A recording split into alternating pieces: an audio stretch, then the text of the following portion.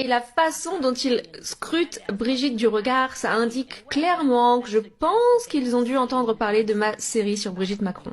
Bonjour, les footballeurs du PSG, notamment Achraf Hakimi, ont regardé donc la première dame de haut en bas, de bas en haut, avec un regard un peu ironique, interrogateur, se poser des questions. Comme le dit Candace, ils se sont bien sûr renseignés, ils ont entendu cette histoire concernant le fait que Madame pourrait être en fait trans et ont voulu, semble-t-il, vérifier par eux-mêmes. Lors de la réception du PSG par le couple présidentiel, Hakimi jette un regard appuyé à Brigitte Macron de bas. Et il y avait quelque chose de presque qui faisait un peu pitié concernant la première dame, il faut dire la vérité. Je sais pas, vous savez, l'infraverbal, ça s'interprète. Et je suis sûr que Madame a ressenti ces regards pesants sur elle. Il y a eu aussi Barcola, il y a eu Théo Hernandez. Tous les footballeurs ont questionné, ont regardé. Cela n'avait pas lieu avant la série de Candace. Faut bien le savoir. Ça a eu lieu vraiment depuis le livre Becoming Brigitte de Xavier Poussard, Candace Owens. Le monde entier en parle, les États-Unis, tout ça. Et ce qui est marrant, c'est que on veut nous faire croire que ce n'est pas arrivé aux footballeurs, parce que les footballeurs, eux, ils font du football et ils ne s'intéressent qu'au football. Ah bien non, c'est planétaire. Et ce que aujourd'hui, c'est pour ça que je dis que Madame Bribri, elle ne pourra pas s'en sortir. Partout où elle ira, les chefs d'État, toutes les personnes vont la scruter, la scrutent désormais de haut en bas, de bas en haut, et essayent de voir, de déceler si effectivement on a une personne qui est trans ou pas. Elle aurait dû faire taire ses rumeurs une fois pour toutes en présentant les photos de sa grossesse, de son frère Jean-Michel Trogneux. Tu prends une photo avec lui, puis tu fais en sorte de montrer que tu es bien Brigitte Trogneux de naissance, née femme. Mais non, elle fait des procès à Natacha Ray, une femme qui est complètement au bord de la mort, qui a un cancer et compagnie. Elle n'attaque pas Xavier Poussard ni Candace Owens, qui sont quand même les principales personnes qui véhiculent cette information que tu estimes mensongère.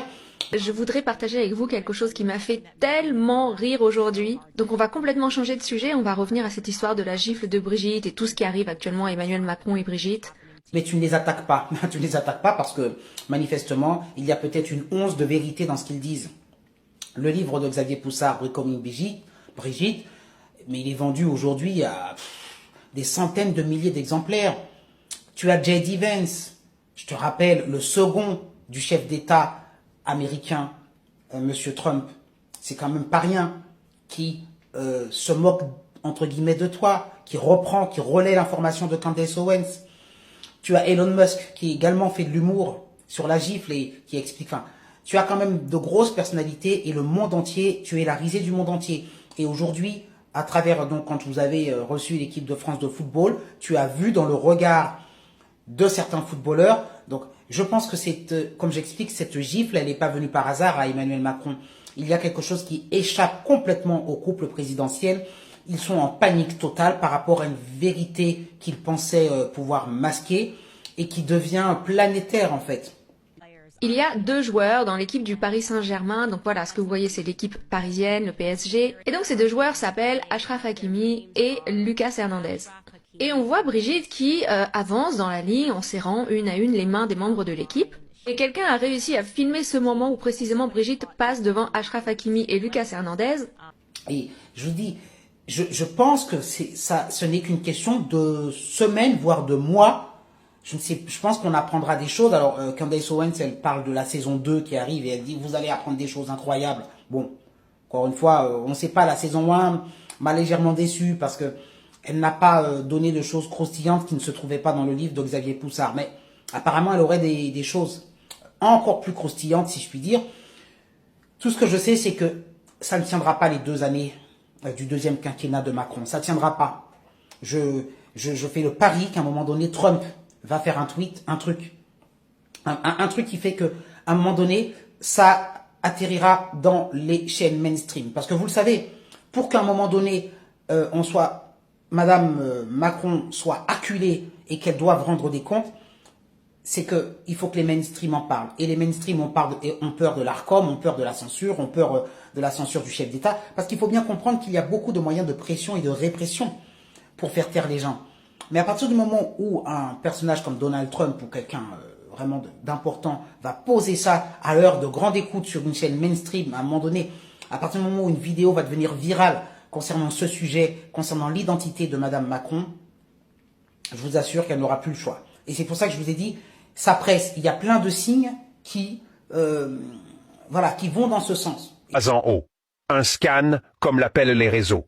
Brigitte Macron, interrogée en privé, aurait lâché « Je suis habitué au regard, mais là c'était déplacé. Il y a une différence entre curiosité et manque de respect. Sauf que voilà. Certains internautes prennent la défense d'Achraf Hakimi et disent qu'il avait ses raisons. Et je vous assure que cette vidéo qui peut paraître anecdotique ne l'est pas du tout sur l'histoire des footballeurs qu'il a scruté de haut en bas, parce que je vous signale que il ne le faisait pas il y a ne serait-ce qu'un an, parce que c'est pas la première fois qu'il croise le président et sa femme. Rappelez-vous, il y a eu l'Euro, il y a eu le Mondial, il y a eu tout ça. On n'avait pas ce genre de polémique. Là, aujourd'hui, quand on la regarde, cette femme, on essaie de comprendre, on essaie de déceler, Et je pense que ça devient pesant. Et je sais pas comment elle supporte cela. Alors après, stop à la discrimination, à la transphobie, oui, tout ça. Les personnes qui défendent les LGBTQIA+, X, Y, Z, vont nous dire que la pauvre, on la persécute. Mais la pauvre, on la persécute. Donne ton identité une fois pour toutes. On te persécutera plus. Soit tu dis, je suis vraiment né Brigitte Trogneux et compagnie, et c'est très facile de le démontrer réellement. Ou soit tu dis, tu fais ton coming out. Je suis désolé. Et comme ça, tu calmes la terre entière. Et puis tu vois comment le peuple réagit. Mais bon, je pense qu'à 8 années de mensonges, ils te le pardonneront pas. Ils te le pardonneront pas.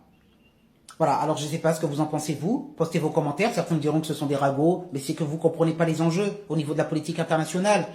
Tous les chefs d'État, peut-être, encore une fois, je sais que ça peut paraître complètement dingue ce que je dis, mais notamment, vous savez que cette Madame Brigitte Trogneux dit avoir étudié à Alger.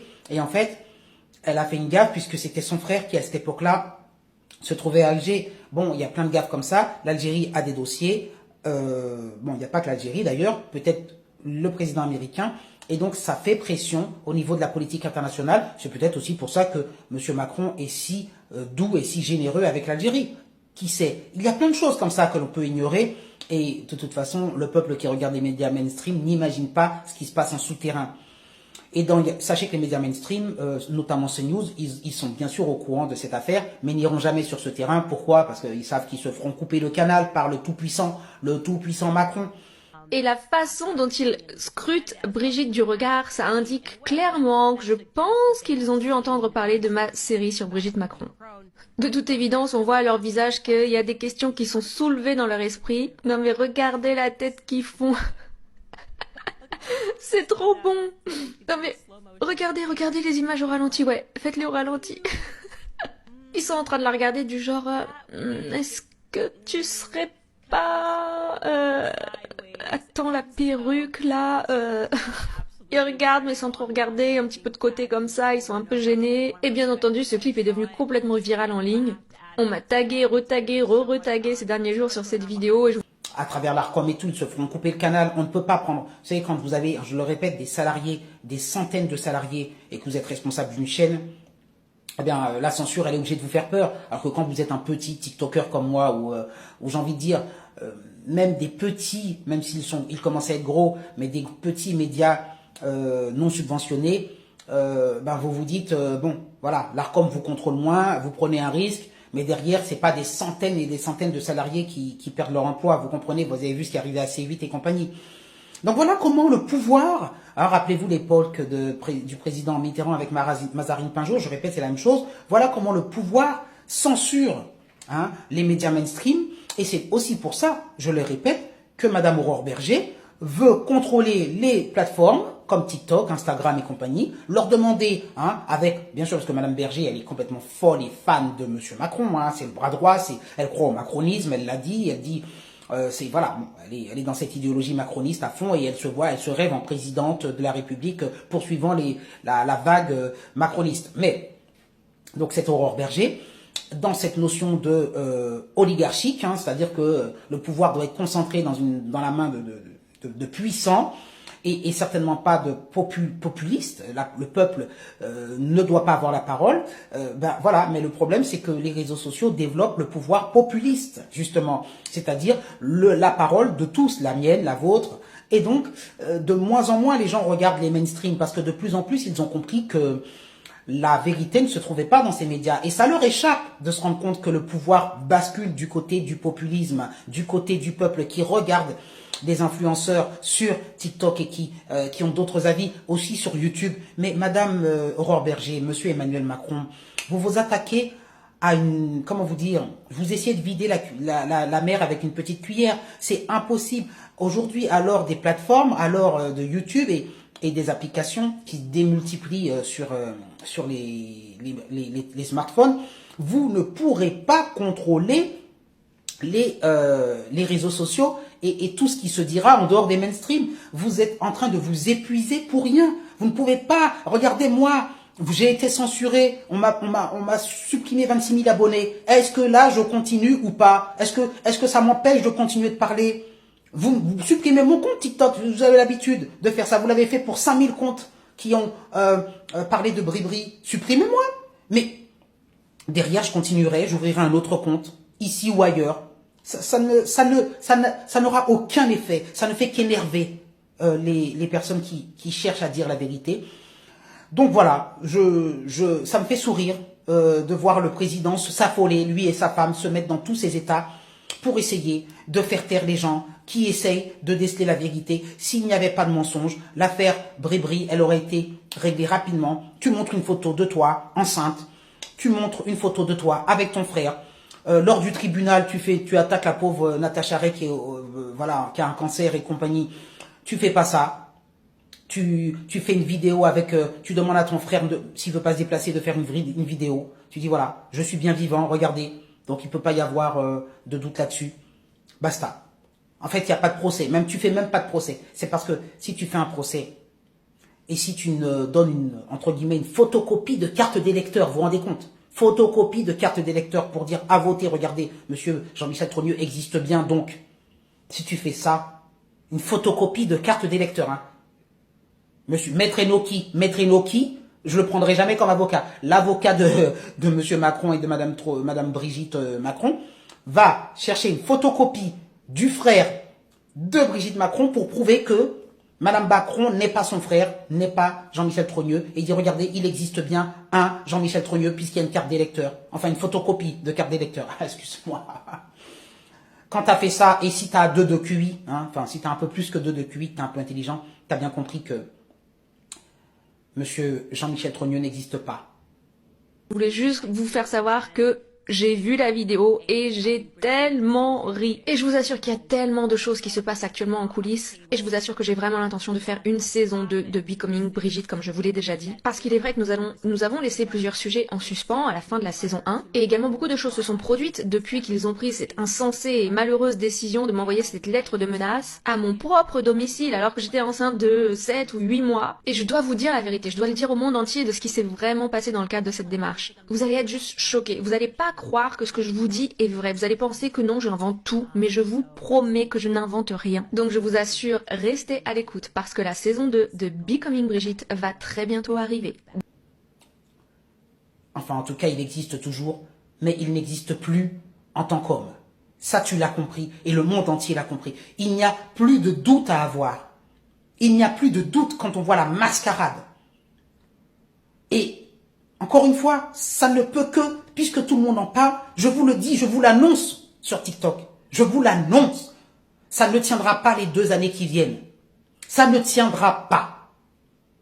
Ça ne tiendra pas. Donc, vous allez apprendre là, attendez-vous dans les semaines, dans les mois qui viennent, vous allez entendre une déflagration avec cette info qui est juste un truc que, comment vous dire, Stephen King n'aurait jamais pensé à écrire. Personne. C'est une histoire, mais qu'on ne pourrait même pas envisager. Enfin, moi, je ne pouvais pas imaginer que cela soit possible. Pour moi, c'est d'une dinguerie. Je vais vous dire quelle dinguerie, à quel niveau. C'est une dinguerie du même acabit que quand on nous dit, que quand Donald Trump nous dit que l'ancien président de la République n'est pas un humain, mais un humanoïde. Je sais pas où il a été chercher cette info, mais c'est du même acabit. C'est délirant, on ne peut pas l'imaginer. Est-ce que vous pouvez imaginer que, en fait, on a un humanoïde, comme nous, enfin, alors évidemment, il rate des marches, il se casse la figure de temps en temps, donc une sorte de robot. Enfin, est-ce que vous vous rendez compte de ce que vient de dire Donald Trump? C'est de la folie. Parce que l'ex-président serait décédé depuis un bon moment. Mais on nous l'aurait caché, on l'aurait remplacé par une sorte de marionnette. Alors, marionnette très sophistiquée. Bon, on a du mal à y croire, hein, quand on a vu les premiers robots de Elon Musk qui marchaient d'une manière un peu... Enfin, honnêtement, il semble que la technologie n'en soit pas encore là, au point de pouvoir... donc, j'ai envie de dire que là, il a pété un plomb, Monsieur Trump, mais je ne sais pas. Enfin, de toute façon, ça c'est encore une autre histoire. Mais c'est pour juste vous dire que c'est tellement dingue de dire que Madame Macron serait née homme et aurait dupé tout son monde jusqu'à présent. C'est tellement une histoire incroyable que c'est, je vous dis, du même acabit que de dire que l'ex-président des États-Unis est un humanoïde. Et je veux vous dire un truc, ça me fait penser au film Conclave. Je ne sais pas si vous avez été le voir, mais je peux spoiler, enfin je spoil le plus puisque le film est sorti, et qu'en plus on a élu un nouveau pape. Vous savez qu'il y a un conclave pendant plusieurs jours où on détermine qui va être le prochain pape, on tire au sort, nanana. Bon. Il y a plusieurs tours, 5 tours, 6 tours, 7 tours. Lors de ce film Le Conclave, on voit à la fin, en fait, ça annonce un peu encore cette notion de transgenrisme et tout. Alors bien sûr, Le Conclave, c'est un film progressiste, pro-LGBTQIA+, enfin pro-woke, hein, woke, mais ce qui est insupportable, c'est pour ça que on en veut beaucoup au film, et c'est qu'on se fait avoir en toute fin de film, parce que pendant tout le film, on regarde tranquillement, et à la fin, on comprend que c'est l'idéologie woke, une fois de plus, qui veut nous dire, soyez tolérants envers les personnes LGBTQIA+, et tout ça. En fait, ce qu'on apprend, c'est que la personne qui va se faire élire pape, qui est une personne en plus qui, bien sûr, le film arrive à nous avoir comme ça, qui est une personne qui est la moins polémique, la moins, comment vous dire, la plus consensuelle. Elle n'est pas dans des guerres d'ego comme les autres qui veulent absolument devenir pape. C'est la personne, à la fin, on est content que ce soit cette personne. On se dit, voilà, c'est la personne la plus méritante, la plus... Eh bien, on apprend qu'elle est née avec des propriétés féminines, c'est-à-dire un vagin, un utérus et compagnie. Bon, bref. Voilà. Donc, on se retrouve là-dedans et elle dit, bah, j'ai jamais fait l'opération, on est là, enfin, bon, bref... En gros, on apprend que le pape qui est élu, en fait, c'est pas un pape, mais à la base, c'est une femme. Voilà. Mais c'est une femme qui... voilà. Bon, bref. C'est juste pour vous dire que... voilà, c'est d'imaginer... On touche aux icônes, hein, le pape et compagnie. C'est d'imaginer que le pape... Imaginez que le pape... Voilà, c'est le truc le plus délirant. Je sais pas, prenez Jean-Paul II, n'importe quel pape... que vous avez, qui a été célèbre, c'est d'imaginer qu'en fait il aurait dupé la terre entière, en plus touché à la sacralité, Dieu et compagnie, et qu'il se serait fait passer pour un homme alors qu'il était une femme. Parce que ça, c'est le grand fantasme des personnes woke LGBT, de dire, voyez, hein, vous qui êtes chrétiens, parce qu'on touche à la chrétienté, qui pensez qu'il y a un homme et une femme, Adam et Ève et compagnie, eh bien même au sein de la chrétienté, votre propre pape vous a menti. Voilà, c'est vraiment l'idée de défaire, déconstruire, hein, bien sûr, les codes sociaux, culturels et tout ça religieux. Enfin, voilà, ils voulaient se payer le pape, se payer la chrétienté, se payer pour pouvoir dire non, il n'y a rien de naturel avec un homme et une femme. Eh bien, la nature peut avoir des loupés. Ben, des fois, on peut se mélanger, on peut être l'un et l'autre, on peut être, voyez, hein, vous avez compris l'idée. Bon, c'est ça le film Conclave derrière. Et pour ceux qui le regardent avec un œil un peu critique, Emmanuel Macron, encore une fois, au niveau de la présidence, c'est du même acabit.